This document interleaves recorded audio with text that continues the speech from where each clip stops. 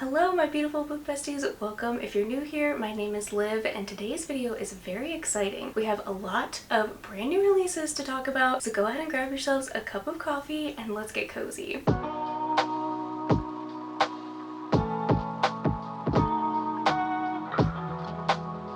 So the easiest way for me to film this video was to sit at my desk with my laptop right here. So for some reason I keep glancing or looking over here. It's because my laptop is sitting here. But because I'm kind of late to this video, but I still wanted to catch up and do the first quarter of the year, I do have some brand new January releases right here. Some of them I have read, some of them I have not. So I'm just gonna quickly catch you guys up if I've read them and if I recommend them or maybe even what I rated them. But also if you weren't aware that any of these came out, you will also be well informed hopefully by the end of this video. We are covering books from January, February, and also March, so yes, this is going to be a quarterly video, but I've got my coffee, I've got my fuel, I'm ready to chat about some books. I may not describe them in like a full synopsis, but I might go ahead and read a couple lines or tell you why I'm excited about them. We've got a lot to chat about, so let's just get into it. First book that came out in January, Beg, Borrow, or Steal by Sarah Adams. Yes, I read it and I also gave it 4 stars. Unfortunately, it was my least favorite of that romance series, but I highly recommend reading this in order. This was also her first like spicy book, but she does have 2 chapters in the front that you can actually skip. So if you aren't a spicy book person, you can go ahead and skip those 2 chapters. I wish more romance authors would do that, but in case that means anything to you, I thought I would mention it. But yes, first book that came out in January that I was super looking forward to, and it really didn't disappoint. Next we have A Sea of Unspoken Things. I feel like most people know about this book. I did end up reading it for my book club for our January pick. If you love small town mystery with a little bit of magical realism,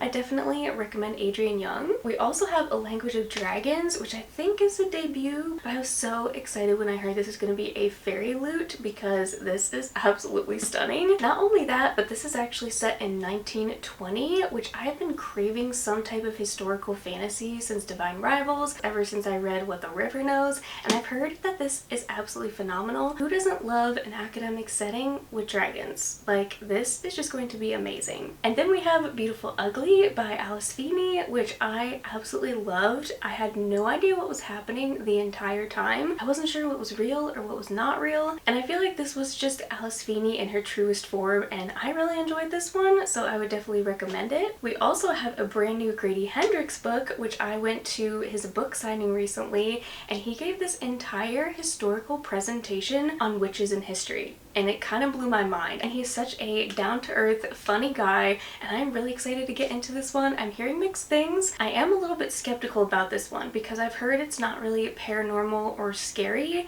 but that it reads more like women's lit or some type of fiction book. But regardless, I just enjoy his writing, I enjoy his vibes, I enjoy his characters, and I know there's definitely going to be some great humor in this one. Next we have Water Moon, which is also a book I'm very excited about. This Owl Crate edition is beautiful. I'm so happy it's in my hands. I have not read it yet, but I'm really hoping to, mainly because the first sentence sold me completely. It says, a woman inherits a pawn shop where you can sell your regrets and then embarks on a magical journey when a charming young physicist wanders into the shop in this dreamlike and enchanting fantasy novel. I don't know if you can tell from this artwork that there's hands at the bottom here, and I'm a little bit scared of where this is gonna go, but I have no clue what to expect from this. I'm hearing really great early reviews and early things. It is a standalone, and that magical element with a pawn shop selling your regrets just sounds like such a unique magic system. Next we have none other than the long-awaited Onyx Storm by Rebecca Yarros. This book has literally taken Bookstagram, Booktube, Book Talk by storm. All I'm gonna say is I rated it 3.5. I was a little bit disappointed, but I also have a hard time with Rebecca's writing in general. But I'm gonna save more of my thoughts for my January wrap-up that's coming, but I did read this already, and if you read it, you'll definitely have to let me know what you think because there's a lot of mixed reviews out there. We also have A Crown So Silver by Lyra Selene. No, I have not read A Feather So Black. I have a couple friends that have been begging me to read it. I've heard that this book actually gets very dark because I think there's changelings involved, but I also know this gives Swan Lake vibes. I've heard that this is just such a lush romantasy. I really need to start this series. I already bought the second one because I've heard the first one is a great cliffhanger. Super excited about this one, even if I haven't read the first one. We also had a brand new Freida McFadden drop, and this one is already giving me so much anxiety. It is about an 8-month pregnant lady that I think gets stuck or stranded in a blizzard. It's kind of giving No Exit vibes because it's set in the winter time. I think I'm definitely gonna read it soon. The nightmare she's running from is nothing compared to where she's headed. Freida McFadden goes in all sorts of different directions with her books, so I'm really excited to see what she does with this one. Another thriller that came out in January is The Last Room on the Left. The caretaker at an isolated mountain hotel finds herself fighting for her life and sanity in this twisty, addictive thriller. She hunkers down in a blizzard. She spots something through the window, which is a pale arm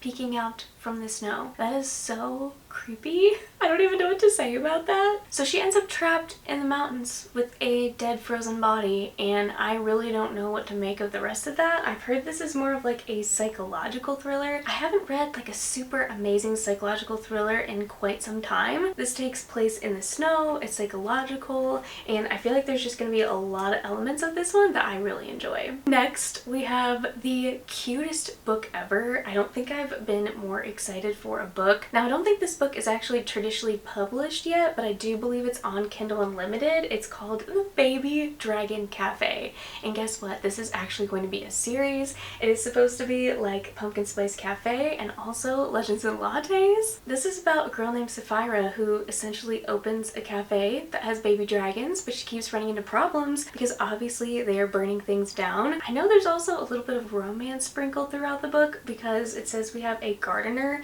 named Adrienne who is like the local heartthrob. I'm really excited to see what this book does. I feel like it's really hard to go wrong with like a cozy fantasy, and I don't really have any more on my radar for the rest of this year, or at least not in this first quarter, so I'm very excited for this one. Okay, we are now starting into our February books, so you are now caught up. By the time you see this, this book will also already be out. We have A Killing Cold by Kate Alice Marshall. Kate Alice Marshall's previous thriller didn't really do it for me, so I'm really hopeful and have high expectations for this one. There's a girl named Theodora who meets a guy named Connor, and he's wealthy and charming, and he ends up taking her to meet his family. But oddly enough, this place where he takes her has a picture of Theodora when she's little. So obviously she's trying to figure out if she's related to these people. I think there might be like an isolated, cold, snowy setting. I'm going in a little bit skeptical, but I know Kate Alice Marshall is like turning out to be a lot of people's favorite. Next, we have a new TJ Klune that is coming out called The Bones Beneath My Skin. I believe this is a standalone. What sold me on this one is, first of all, I've not read a book from him in ages, and he's kind of like a comfort author for me. His books are just so cozy and fluffy, but this one says a spine-tingling thriller about a 10-year-old girl with an impossible power, her father, and an unlikely stranger who come together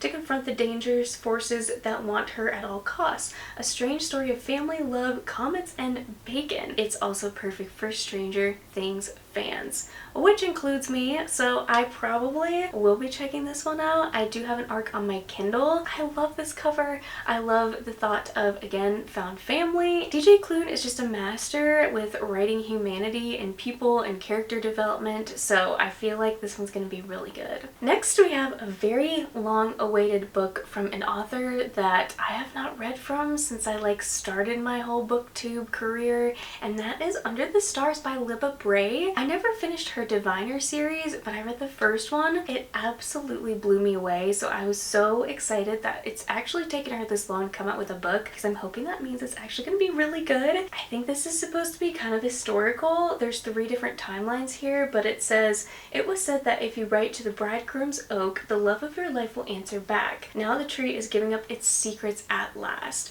So I guess there's a girl in 1940s Germany, one in 1980s West Germany, and then you fast forward to spring of 2020, and there's an unexpected package from Chloe's grandmother that leads them to investigate a cold case about 2 unidentified teenagers who went missing under the bridegroom's oak 80 years ago. I want to see what in the world this oak has to do, if there's like magical realism. It's technically historical fiction, and it says romance and mystery, so I don't know how much like fantasy is actually going to be in this one, but regardless, I think a lot of us are excited to see Libba Bray way back in the publishing world. Again, another author that got me back into reading, we have Neal Shusterman, who's coming out with a book called All Better Now. It is another dystopian sci-fi, which I love. A young adult thriller about a world where happiness becomes contagious and the teens caught in the conspiracy by the powers that be to bring back discontent. I think this is going to be another very provoking type of story by Neal Shusterman. I know his son Jared Shusterman, he's written with him before, but I don't think we've gotten just a Neal book in quite some time. I also have this on my Kindle. We'll try it out as an ARC, but I'm just excited to get back into his writing. Another book that I've been hearing a lot of amazing early buzz about is The Rose Bargain by Sasha Payton Smith. I'm actually getting this with Fairy Loot, and the cover alone, like the original, is already stunning. I can only imagine what they're going to do with Fairy Loot, but I actually read from Sasha Payton Smith maybe 4 years ago. I think she wrote The Witch Haven, and I was really enjoying the writing. I just never finished the book. This is also supposed to be a standalone, but it says the Cruel Prince meets the Selection in this captivating duology. Okay, well, I guess it's not standalone, it's a duology, but it's heart-pounding romance, vicious competition, and beautiful, cruel fae. It talks about high society girls are expected to bargain for qualities that will win them suitors, a rare talent for piano in exchange for one's happiest childhood memory, a perfect smile for one's ability to taste. Already right there, I think we're going to get an interesting type of world, interesting type of magic system. This is obviously a historical romantasy, but it says it's for readers of Holly Black, Stephanie Garber, and Adeline Grace. I feel like that cover is very deceiving. It's very pink and pretty, but this could end up being a very dark story. Next, we have the start of a brand new romance series, First Time Caller by B.K. Borison. I am obsessed with this cover.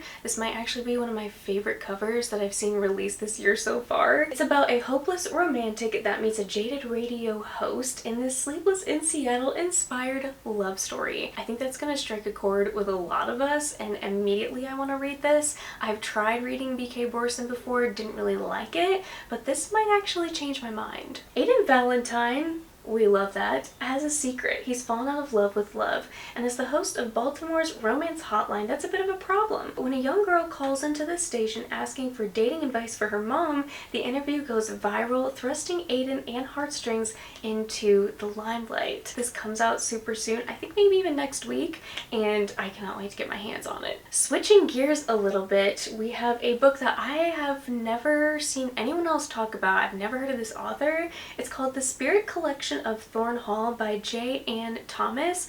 Let me just read you the one snippet I read before that completely sold me on this one. A young woman forced to live with ghosts in a mansion frozen in time must decide between forbidden love and the price of freedom in this gothic fantasy where Jane Eyre meets the haunting of Bly Manor, perfect for fans of Starling House. Are you joking me? Those are all things that I'm completely obsessed with. Need I say more? This is definitely going to be one that stays on my radar. Next is a thriller that I've heard is supposed to be like the thriller of 2025, and I've never heard of Andy Palego yet, but You Are Fatally Invited is his new book coming out on the 25th. I already am obsessed with this cover and the colors. An exclusive thriller writers retreat hosted on a private island turns lethal when one of the authors is found murdered in this twisty locked room mystery. When renowned anonymous author J.R. Allister hires former aspiring writer Mila to host a writing retreat at his private manor off the coast of Maine, she jumps at the chance, particularly since she has an axe to grind with one of the invitees. 6 thriller authors, all masters of deceit, misdirection, and mayhem, confess the crimes, survive the tropes. It looks like there's actually going to be some type of island storm.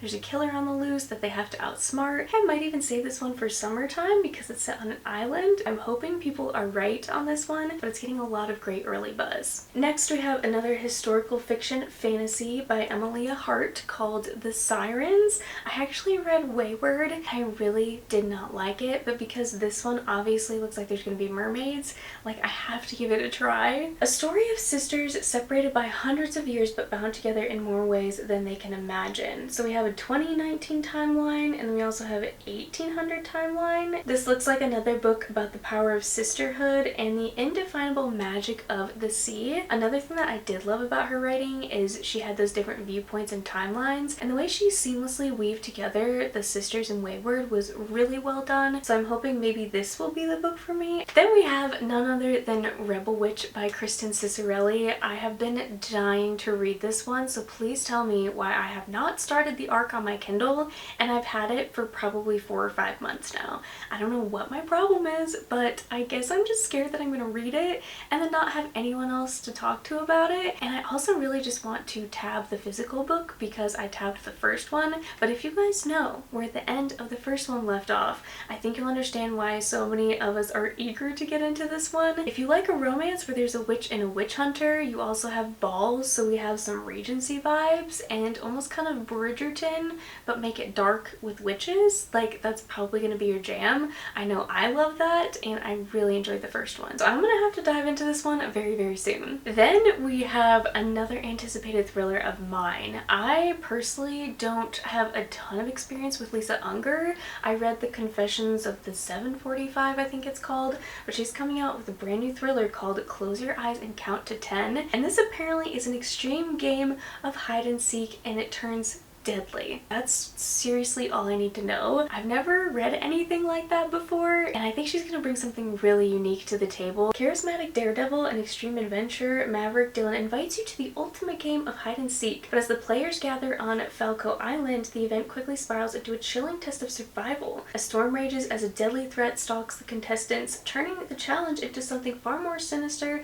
than the social media stunt it was intended to be. This is sounding a lot like Ruth Ware's book that came out last year that I did not like, so maybe this will end up doing it a little bit better. I'm also seeing that it's labeled horror, so we will see where that takes us. The last book on my personal radar for the month of February is Gillian McAllister's new book called Famous Last Words. We actually don't get a lot from the synopsis, which I'm thankful for because I feel like sometimes mystery thrillers just give way too much away in the synopsis, but this one is very intriguing. It is June 21st, the longest day of the year, and the life of new mother Camilla is about to change forever. After months of maternity leave, she will drop off her infant daughter at daycare for the first time and return to her job as a literary agent. But when she wakes, her husband Luke isn't there, and in his place is a very cryptic note. Then it starts. Breaking news: a hostage situation is developing in London. The police tell her Luke is involved, but he isn't a hostage. Her husband, doting father, eternal optimist, is the gunman. I've never read from this author before. I don't know where she's gonna take this. I love the title. This one sounds super exciting. Now we are on to March's books, and I have 9 for the month of March. Starting us off with a strong start, we have Ava Reed, who's releasing another book. She's also releasing Theory in Dreaming, I believe, in August. So we get 2 new books from her this year, which is wild, but this one is called Fable for the End of the World. It is a young adult fantasy, and apparently it is The Last of Us meets The Ballad of Songbirds and Snakes in this standalone dystopian romance about survival, sacrifice, and love that risks everything. You say Hunger Games, I'm completely sold. I also really like The Last of Us. I've never played the games, but I've seen the show, and that is pretty much all I need to know or want to know about this one. Ava Reed's writing is very unique. It's very captivating. I feel like she's definitely found her voice with her unique writing in particular. All of her books have such a great atmosphere. Next, we have a book called The Other Rare Post by Emily J. Taylor. She actually has a previous book, but that one was called Hotel Magnifique. It says she returns with another glittering dark fantasy about a deadly mystery that spans worlds and a teenage girl who must risk everything to uncover the truth. 7 years ago, Maeve Abernethy lost her world, her father, even her name. Desperate to escape the stain of her father's crimes, she lives under a fake name, never staying in one place long enough to put down roots. Then she receives a mysterious letter with 4 impossible words: "Your father was innocent." And from there, she of course wants to find out what that means, and she becomes an apprentice for the Otherworld Post, where she'll be trained in the art of scriptomancy, which is the dangerous magic that allows couriers to enchant letters and deliver them to other worlds. I just love that we're getting a letter element, maybe even some mixed media thrown in there, and I feel like this is going to be a very enchanting book. It's a standalone, we love that, so yes, very excited about this one. Next, we have a brand new book coming out by Brienne Randall called Spells, Strings, and Forgotten Things. I actually personally never read her other book, but I know that one got a lot of hype, and I know a lot of people are excited about this one as well. A young witch cursed with sacrificing memories to cast spells must decide how much she's willing to lose to save her town in this thrilling tale of magic, love, and self-discovery. This takes place in a small town, and we have our main character named Calliope and her two sisters carefully guard the secret of their magic and the price they must pay to practice memories. The more powerful the magic, the greater the memory required. I'm very interested to see where this one's gonna go for sure. I just know there's family secrets, there's magic, there's witches. I know she writes a lot of heartfelt moments and emotion into her stories, but I really am wanting to finally read one of her books. Then we have You Killed Me First by John Mars, another author that I have not read from yet, and I do have a couple of his books that I'll probably try to read before this one, but regardless, John Mars is super popular, and this one sounds very intriguing. It is about 3 women, 3 smoldering secrets. Who will make it out alive? It's November 5th, and a woman awakens to a nightmare. Bound and gagged, she lies trapped in the heart of a towering bonfire. As the smoke thickens, panic sets in. She's moments away from being engulfed in flames. How did it come to this? Rewind 11 months, Margot, a faded TV star, and her long-suffering friend Anna watch as glamorous live and a flawless family move into their street. The 3 women soon fabricate the perfect pretense of friendship. Each harbors her own deadly secret, and newcomer Liv senses something is terribly wrong beneath the polished exteriors. Oh my gosh, it's also labeled psychological thriller. I love that we're following 3 women. I don't think John Mars has really written anything like that, so it sounds like a good for her or like a revenge story maybe. So this one I think is going to be very exciting. This next book, the title already blew me away. I've been dying to read a book by Kelly Andrew, but apparently she's coming out with another book already called I Am Made of Death. Her other book is called Your Blood, My Bones. She writes some dark gothic type of fantasy stuff, especially for young adults, that I feel like is really going to be my jam. Following the death of his father, Thomas Walsh had to grow up quickly, taking on odd jobs to keep food on the table and help pay his gravely ill mother's medical bills. When he's offered a highly paid position as an interpreter for an heiress who exclusively signs, the job is not without its challenges. Thomas is expected to accompany Vivian wherever she goes,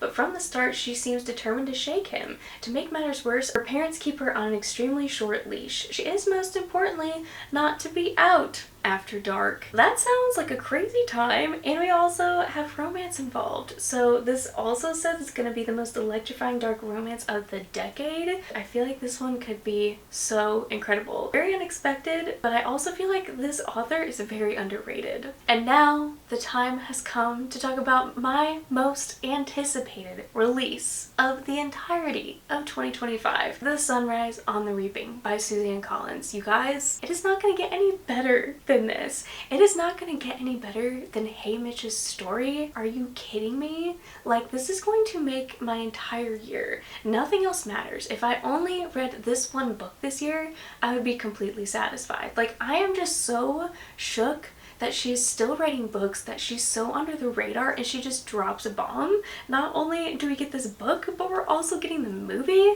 in 2026. If you don't know anything about this, it's about Haymitch's story in his Hunger Games. I am one of the biggest Hunger Games fans ever. I reread all of the books last year, and I fall in love with the characters every single time. This story, I know, is gonna make me sob like a baby, not only for nostalgic reasons, but I already kind of know a little bit about Haymitch's background. This book is just gonna wreck me. I'm gonna take the day off work, I'm gonna binge this, I'm gonna vlog it, and it's gonna be amazing. So March 18th literally could not come soon enough. Okay, we now have a book that I know is just gonna make me so happy. I kind of wish this was coming out around Valentine's Day, but we have another book by Gracie Ruth Mitchell called All's Fair in Love and Blackmail. Look at this cover. This is like the cutest cover I think I have ever seen. Once upon a time, I fell for my brother's best friend. Already a trope that I absolutely love. I'm not proud of myself, okay, but these things happen when you're young and impressionable. The point is, I got over it. I moved on. Except now Felix Kane is back with his easy smile and sparkling eyes, and he's making me an offer I literally can't refuse. He needs my help with a romantic article he's writing, and he won't take no for an answer. This is going to be on Kindle Unlimited, but I don't know when it's going to be like traditionally published. But I love her. She writes clean romance, and I love her humor. I love Juniper Bean. That's kind of like her romance murder mystery, so if you're into that, I definitely recommend checking out this author. Last but not least, we have The Other People by C.B. Everett. I have not heard anyone talk about this, but I feel like this could be like another mystery thriller of 2025 that everybody's reading. A group of strangers gathered at a mysterious country house are in a race against time to stop a serial killer in this twisty, high-concept thriller that combines Agatha Christie with Shutter Island. Two of my absolute favorite things. This is gonna be so good. The synopsis is super short. It just says 10 strangers, an old dark house, a killer picking them off one by one, and a missing girl who's running out of time. And then there was one. I think it might even be set at a mansion, but I think this is just gonna be super fun. And this is gonna be one for the Agatha Christie fans. Alright friends, well hopefully that caught you up on all of the books I'm excited to read, as well as kind of like a recap of ones that came out in January. None of those were probably new to you, but I thought I would at least mention them, whether I recommend them or not. Before you leave this video, definitely let me know if any of these struck a chord with you, if any of them were new, or if you're excited about one or two specific books. I would definitely love to know, or if I missed any books, definitely let me know if there's something new and fresh that you're looking forward to. Thank you so much for spending the time to click on this video and watching. I love you guys so much. I appreciate your support. I hope you enjoyed this video, and I will see you in my next one.